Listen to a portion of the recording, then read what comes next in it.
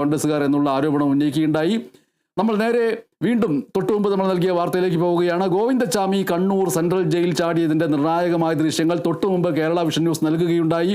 അത് ഒന്നുകൂടി നൽകുകയാണ്. സെൻട്രൽ ജയിലിലെ സെല്ലിൽ നിന്ന് ഇറങ്ങുന്നതും ജയിൽ വളപ്പിലൂടെ നടക്കുന്നതുമായിട്ടുള്ള ദൃശ്യങ്ങളാണ്. 2 അഴികൾ മുറിച്ചു മാറ്റിക്കൊണ്ട് ഗോവിന്ദച്ചാമി പുലർച്ചെ പുറത്തു കടന്നതിൻ്റെ CCTV ദൃശ്യങ്ങൾ പുറത്തുവിടുന്നു. റിയാസ് KMR വിവരങ്ങൾ നൽകുന്നു. റിയാസ്, തുടർന്നോളൂ. നമ്മൾ ഈ ദൃശ്യങ്ങളിൽ നിന്ന് കാണുന്നതിൽ ഏറ്റവും പ്രധാനപ്പെട്ട ഒരു കാര്യം, ഗോവിന്ദച്ചാമി ഈ ജയിലഴികളുടെ കമ്പി പതിയെ അറുത്ത് മുറിച്ച് മാറ്റിയതിനു ശേഷം ഇഴഞ്ഞു നീങ്ങുന്ന ഒരു കാഴ്ചയാണ്. നമ്മൾക്ക് ഒരു CCTV 2 ദൃശ്യങ്ങളാണ് നമ്മൾ നൽകിക്കൊണ്ടിരിക്കുന്നത്. അതിൽ ഈ ജയിലിന്റെ കമ്പി അറുത്ത് മാറ്റിയ ശേഷം നമ്മൾ നേരത്തെ പറഞ്ഞതൊരു ഉപ്പൊക്കെ ഇട്ട് ഗോവിന്ദച്ചാമി അതിനുവേണ്ടിയുള്ള നിരന്തരമായ പരിശ്രമത്തിലായിരുന്നു. ചപ്പാത്തി കഴിച്ച് ഡയറ്റിംഗ് പ്ലാൻ, ഇപ്പൊ എല്ലാവരും ഡയറ്റിംഗ് പ്ലാൻ അന്വേഷിക്കുന്നത് ഗോവിന്ദച്ചാമി ജയിലിൽ പോയതാണോ എന്നറിയില്ല. 2 രീതിയിലുള്ള ദൃശ്യങ്ങൾ മാത്രമാണ് നമുക്കിപ്പോൾ ലഭ്യമായിട്ടുള്ളത്. ഒന്ന്, സെല്ലിൽ നിന്ന് പുറത്തു വന്ന് എന്തോ കുനിഞ്ഞ് എടുത്തിട്ട് അകത്തേക്ക് മാറുന്നു. മറ്റൊന്ന്, വളപ്പിലൂടെ പുറത്തു വരുന്നു. റിയാസ് KMR സൂചിപ്പിക്കുന്ന പ്രകാരമാണെങ്കിൽ ഇഴഞ്ഞു നീങ്ങുന്നത് എന്ന് പറയുന്നത് റിയാസ് അവിടെ നിന്ന് നമ്മൾക്ക് അയച്ചു തന്നിട്ട് നമ്മൾക്കത് ഉപയോഗിക്കാതെ സാങ്കേതികമായിട്ട് എന്തെങ്കിലും കൊണ്ട് മാറ്റപ്പെട്ടതാണോ? അങ്ങനെ ഇഴഞ്ഞു പോകുന്നത് കൂടി അയച്ചിട്ടുണ്ടോ? അല്ല, അതായത് ആ കുനിഞ്ഞു പോകുന്നതാണ്, ഇഴഞ്ഞു വരുന്നതാണ് ആ കുനിഞ്ഞു പോകുന്നതായിട്ട് പറഞ്ഞ ദൃശ്യം. അത് തന്നെയാണ് ഇപ്പോൾ കൊടുത്തുകൊണ്ടിരിക്കുന്ന ദൃശ്യം തന്നെയാണ്. അതായത് അത് പതിയെ, അതിന് മുന്നെയാണ് ഇത് ജയിലധികൃതർ പറഞ്ഞത് പ്രകാരമുള്ള ഒരു കാര്യമാണ് ഞാൻ പറയുന്നത്. അതായത് ഗോവിന്ദച്ചാമി ഈ സെല്ലിൽ നിന്നും പതിയെ ഇഴഞ്ഞ് വരുന്നു. അത് ഇഴഞ്ഞ് അതിൻ്റെ പുറത്തേക്ക് എത്തുമ്പോഴാണ് ഗോവിന്ദച്ചാമി നിവർന്ന് വന്ന് അതിൻ്റെ വശത്തേക്ക് മാറി നിൽക്കുന്നു. ആരെങ്കിലുമൊക്കെ ഉണ്ടോ എന്ന് ണ്ട്. ആ പരിസരമൊക്കെ നിരീക്ഷിച്ച് പതിയെ പിന്നീട് പുറത്തേക്ക് വരികയാണ്. പുറത്ത് വന്നിട്ടാണ് ആ ഒരു ഉദ്യാനത്തിന്റെ ഭാഗം നമ്മൾ കാണുന്നത്. ആ ഉദ്യാനത്തിന്റെ ഭാഗത്ത് കൂടി ഒരു നിരീക്ഷണം കൂടി പരമാവധി. അങ്ങനെ ഗോവിന്ദച്ചാമി ഉടനെ ഒരു ആവേശം കാണിച്ചില്ല. ഉടനെ എന്തായാലും താൻ പുറത്തിറങ്ങി, ജയിലിന്റെ പുറത്തിറങ്ങി. ഇനി വേഗം തൻ്റെ അതീവ സുരക്ഷാ ജയിലിന്റെ പുറത്തേക്കുള്ള മതിൽ വേഗം ചാടാം എന്നല്ല ഗോവിന്ദച്ചാമി ആദ്യം ചെയ്തത്. പതിയെ പരിസരം നിരീക്ഷിക്കുന്നു. അതിന് ശേഷം കൃത്യമായി ആരും കാണുന്നില്ല എന്നുള്ള ഉറപ്പുവരുത്തുന്നു. അത് കഴിഞ്ഞ് അവിടെ അതീവ സുരക്ഷാ ജയിലിന്റെ മതിൽ ചാടുന്നു. അത് കഴിഞ്ഞാണ് സെൻട്രൽ ജയിലിന്റെ മതിൽ CCTV ഇല്ലാത്ത ഭാഗമായി തുണികൾ കൂട്ടിക്കെട്ടിക്കൊണ്ട് ഈ തടവ് പുള്ളികളുടെ ഈ വസ്ത്രങ്ങളും മറ്റ് തടവ് പുള്ളികൾക്ക് ഉപയോഗിക്കേണ്ടുന്ന തുണികളൊക്കെ കൂട്ടിക്കെട്ടിയാണ് ഒരു കയർ പോലൊരു വസ്തു ഉണ്ടാക്കിക്കൊണ്ട് അതിൽ ചാടിപ്പിടിച്ചുകൊണ്ടാണ് ഗോവിന്ദച്ചാമി അതിസാഹസികമായി ജയിലിൽ ചാടുന്നത്. ഇന്ന് കണ്ട ഒരു ട്രോൾ പങ്കുവയ്ക്കുകയാണ്. ഗോവിന്ദച്ചാമി ഇങ്ങനെ ചാടുന്ന ഗോവിന്ദച്ചാമിയെ ഇന്ത്യ പാരാലിമ്പിക്സിൽ അയക്കണം എന്നൊക്കെ പറഞ്ഞിട്ടുള്ള ഒരു കൗതുകകരമായ ട്രോളുണ്ട്. അത്രയും ഒരു ഗൗരവകരമായ രീതിയിൽ അതിസാഹസികമായി തന്നെയാണ് ഗോവിന്ദച്ചാമി ജയിൽ ചാടിയത്. അത് ആ ഗോവിന്ദച്ചാമിയുടെ ജയിൽ ചാട്ടത്തിന്റെ ഗൗരവവും ഒപ്പം തന്നെ വ്യക്തമാക്കുന്നതിന്റെ CCTV ദൃശ്യങ്ങളാണ് ഇപ്പോൾ കേരള വിഷൻ ന്യൂസ് പ്രേക്ഷകർക്ക് മുൻപിൽ എത്തിക്കുന്നത് എന്നുള്ളതാണ്. വളരെ നിർണായകമായ ദൃശ്യങ്ങൾ. ഈ ഒരു ജയിൽ വകുപ്പിന്റെ ആ സമയത്തുണ്ടായിരുന്ന ജയിൽ ഡ്യൂട്ടിയിലുണ്ടായിരുന്ന ഉദ്യോഗസ്ഥർക്ക് സംഭവിച്ച വീഴ്ചകൾ കൃത്യമായി ചൂണ്ടിക്കാണിക്കുന്ന ദൃശ്യങ്ങൾ കൂടിയാണ്. ഇനി ഈ ജയിൽ ചാട്ടവുമായി ബന്ധപ്പെട്ട് തുടർന്ന് നടക്കുന്ന അന്വേഷണത്തിന് ഏറെ സഹായിക്കുന്ന ദൃശ്യങ്ങളാണ് ഇത്. ഇതിന് പുറമെയുള്ള ദൃശ്യങ്ങൾ കൂടി ഉണ്ട് എന്നുള്ളതാണ് ജയിൽ വകുപ്പ് അധികൃതർ വ്യക്തമാക്കുന്നത്. അങ്ങനെ വരുമ്പോൾ ഇനിയും വരുന്ന ദിവസങ്ങളിലും ഇതിന്റെ തുടർച്ചയായിട്ടുള്ള ദൃശ്യങ്ങൾ പുറത്തു വരാനുള്ള സാധ്യതകളുണ്ട്. അങ്ങനെ ഏത് വിധേനയാണ് ഇതിൽ തടവ് പുള്ളികളുടെ സഹായം ലഭിച്ചു എന്ന് പറയുമ്പോൾ നമ്മൾ കഴിഞ്ഞ ദിവസം അറിഞ്ഞ ഈ കഞ്ചാവും മറ്റും നൽകിയ തടവ് പുള്ളി മാത്രമല്ല, കൂടെയുണ്ടായിരുന്ന തടവുകാരൻ, വധശിക്ഷയ്ക്ക് വിധിക്കപ്പെട്ട് കഴിയുന്ന തമിഴ്നാട് സ്വദേശിയുടെ അടക്കം സഹായം ഗോവിന്ദച്ചാമിക്ക് ലഭിച്ചിട്ടുണ്ട് എന്ന് തന്നെയാണ് പ്രതീക്ഷിക്കുന്നത്. കാരണം രണ്ടുപേരും ഒരുമിച്ച് തടവ് ചാടാനായിരുന്നു ലക്ഷ്യമിട്ടിരുന്നത് എന്ന സൂചനകൾ പുറത്തു വരുന്നുണ്ട്. പക്ഷേ അതിൽ രണ്ടാമത്തെ തടവുകാരൻ കൃത്യമായി ഉറങ്ങിക്കിടക്കുമ്പോൾ ഗോവിന്ദച്ചാമി അയാളെ പോലും അറിയിക്കാതെ തടവ് ചാടുകയും പിന്നീട് പള്ളിക്കുന്നിലെ സ്ഥിതി ചെയ്യുന്ന കണ്ണൂർ സെൻട്രൽ ജയിലിന്റെ വലിയ മതിൽ കൂടി എടുത്തു ചാടിയതിനു ശേഷം ആണ് ഈ പള്ളിക്കുന്നിൽ പള്ളിക്കുളം ഭാഗത്തേക്ക് പോയി അവിടെ റെയിൽവേ സ്റ്റേഷൻ എവിടെയാണെന്ന് മനസ്സിലാക്കി. പിന്നീട് താൻ ധരിച്ചിരുന്ന കറുത്ത വസ്ത്രം മാറ്റി അതിന് പകരം വെള്ള ഒപ്പം തന്നെ കള്ളികളുള്ള ആ വസ്ത്രം ധരിച്ച് പതിയെ താൻ ധരിച്ച വസ്ത്രം അത് തലയെക്കെട്ടാക്കി, തലയിലൊരു ഭാണ്ഡക്കെട്ട് പോലെയാക്കി.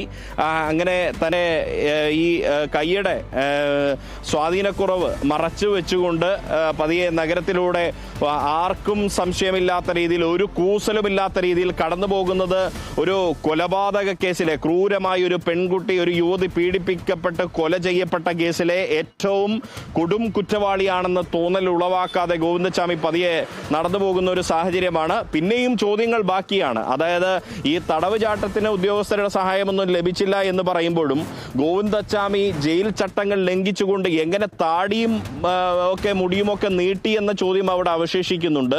അങ്ങനെയെങ്കിൽ ഗോവിന്ദച്ചാമിയുടെ ഈ ഒരു പ്രകൃതത്തിന് നേരെ, അതായത് ഈ ജയിൽ ചട്ടങ്ങൾ ലംഘിക്കുന്ന പ്രകൃതത്തിന് നേരെ എന്തുകൊണ്ട് ജയിലധികൃതർ കണ്ണടച്ചു എന്ന ചോദ്യം വരുന്നുണ്ട്. ജയിലധികൃതർക്ക് ഗുരുതരമായ വീഴ്ച സംഭവിച്ചു എന്ന് പറയുന്നത് അവിടെയാണ്. അത്തരം സാഹചര്യങ്ങൾ കൂടി വ്യക്തമാക്കുന്നതാണ് ഗോവിന്ദച്ചാമിയുടെ ഈ ഒരു ജയിൽ ചാട്ടം. MS, ഈ ജയിൽ ചാട്ടവുമായി ബന്ധപ്പെട്ട ഈ CCTV ദൃശ്യങ്ങൾ ഇപ്പോൾ പുറത്തു വരുന്നത് എങ്ങനെയാണ്? അതായത് ജയിൽ ചട്ടമനുസരിച്ച് ഇത്തരത്തിലുള്ള സംഭവങ്ങൾ ഉണ്ടാകുമ്പോൾ അതേക്കുറിച്ച് പൂർണ്ണമായിട്ടുള്ള അന്വേഷണം നടത്തുന്നതിന് വേണ്ടി ഈ CCTV ദൃശ്യങ്ങൾ ശേഖരിക്കുക, അന്വേഷണ സമിതിക്ക് മുമ്പാകെ അത് നൽകുക, അവർ അത് വെച്ച് പരിശോധിക്കുകയും മറ്റ് അനുബന്ധ അന്വേഷണങ്ങൾ നടത്തുകയും ചെയ്യുക എന്നുള്ളതാണ്. അതിനുശേഷം മാത്രമേ ഇതുമായി ബന്ധപ്പെട്ട ദൃശ്യങ്ങൾ പുറത്തു വരാൻ പാടുള്ളൂ. അപ്പോൾ ഈ ദൃശ്യങ്ങൾ ഇപ്പോൾ പുറത്തു വരുന്നതിൻ്റെ പിന്നിൽ ഈ ജയിൽ ചാട്ടം ഒരു വ്യാജ പരിപാടിയായിരുന്നുവെന്നും VS അച്യുതാനന്ദൻ്റെ ജനപ്രീതിയും അടക്കമുള്ള കാര്യങ്ങളുമായി ബന്ധപ്പെട്ട ഒരു അവസ്ഥയെ മറികടന്ന് മറ്റൊന്നിലേക്ക് ശ്രദ്ധ തിരിക്കുന്നതിന് വേണ്ടിയാണ് എന്നൊക്കെ PV അൻവർ പറഞ്ഞതിൻ്റെ അടിസ്ഥാനത്തിലാണെങ്കിൽ അങ്ങനെയല്ല, അത് കൃത്യമായിട്ട് ഇയാൾ ജയിൽ ചാടിയത് തന്നെയാണ് എന്ന് വരുത്തുന്നതിന് വേണ്ടി ഇപ്പോൾ അത് പുറത്തു വിട്ടു, അല്ലെങ്കിൽ മാധ്യമങ്ങൾക്ക് ലഭ്യമാക്കുന്ന രീതിയിൽ എത്തിച്ചു എന്നാണോ കരുതേണ്ടത്? എന്തായാലും ഇത് ലഭ്യമായതിന്റെ സോഴ്സ് വെളിപ്പെടുത്തുന്നില്ല. കാരണം നമുക്ക് നാളെയും ഇത്തരത്തിലുള്ള ദൃശ്യങ്ങൾ ഇനിയും വരേണ്ടതാണ്. പക്ഷേ അപ്പോഴും ഇത് മാധ്യമങ്ങൾക്ക് മുൻപിലേക്ക് എത്താനുണ്ടായിരുന്ന ഒരു സാഹചര്യം ഒരുപക്ഷെ ജയിൽ വകുപ്പിനെതിരെ ഉയരുന്ന പല ആരോപണങ്ങൾ ഉയരുന്നുണ്ട്. ജയിൽ വകുപ്പിലെ അധികൃതർക്ക് വലിയ വീഴ്ച സംഭവിച്ചിട്ടുണ്ട്, ഗൗരവകരമായ വീഴ്ച തന്നെയാണ്. അപ്പോഴും അനാവശ്യമായ ആരോപണങ്ങൾ ജയിൽ വകുപ്പ് അധികൃതർ കേൾക്കേണ്ടി വരുന്നൊരു സാഹചര്യമുണ്ട്. ഒരുപക്ഷെ അത്തരമൊരു സാഹചര്യം കൂടി ഒഴിവാക്കാനും ഇത് എങ്ങനെ സംഭവിച്ചു, ഇതിന്റെ വസ്തുത എന്താണ് എന്ന് പൊതുജനങ്ങളെ ബോധ്യപ്പെടുത്താനുള്ള ഒരു ശ്രമത്തിന്റെ ഭാഗം കൂടിയാണ് ഇപ്പോൾ ഈ CCTV ദൃശ്യങ്ങളൊക്കെ പുറത്തു വരുന്നത് എന്ന് കൂടി നമ്മൾ മനസ്സിലാക്കേണ്ടതുണ്ട്. കാരണം ഇതിൽ ജയിൽ വകുപ്പ് അധികൃതരുടെ നേരിട്ടുള്ള സഹായം ലഭിച്ചിട്ടില്ല എന്ന് വ്യക്തമാക്കേണ്ടത് ജയിൽ വകുപ്പിന്റെ ക്രെഡിബിലിറ്റിയുടെ, വിശ്വാസ്യതയുടെ കൂടി ഭാഗമാണ്. ആദ്യത്തെ ദിവസം ഈ വൈദ്യുതി ഫെൻസിംഗ് സംവിധാനം തകരാറായിരുന്നു എന്ന് പറഞ്ഞപ്പോൾ എല്ലാവരും പൊതുസമൂഹത്തിൽ നിന്ന് ഉയർന്ന ഒരു വിമർശനം, ആരാണ് ആ വൈദ്യുതി ഫെൻസിങ്ങിന്റെ ആ വൈദ്യുതി കൃത്യസമയത്ത് ആരാണ് ഗോവിന്ദച്ചാമിക്ക് ഓഫാക്കി കൊടുത്തത് എന്ന ചോദ്യങ്ങളൊക്കെ നമുക്ക് പൊതുസമൂഹത്തിൽ നിന്ന് കേൾക്കേണ്ടി വന്നതാണ്. പക്ഷെ അതല്ല ഉണ്ടായിരുന്നത്. ഈ സിസ്റ്റത്തിന്റെ ഏറ്റവും വലിയ തകരാറാണ് അവിടെ സംഭവിച്ചത് എന്നുള്ളത് വ്യക്തമാക്കുന്ന രീതിയിലാണ് സ്ഥാപിച്ചതിന്റെ 2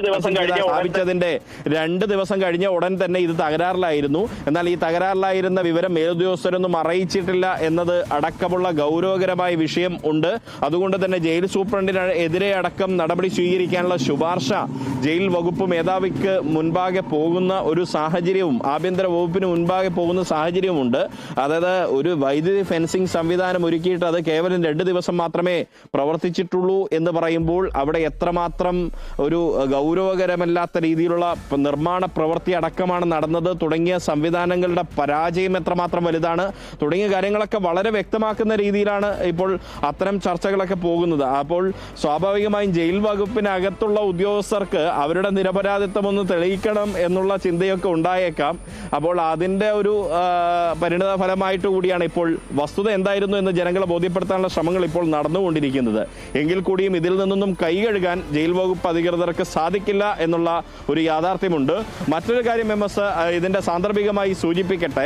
അന്ന് ഈ ഗോവിന്ദച്ചാമി തടവ് ചാടിയതിന് പിന്നാലെ ഏറ്റവും കാര്യക്ഷമമായി ഇടപെട്ടത് കേരള പോലീസാണ്.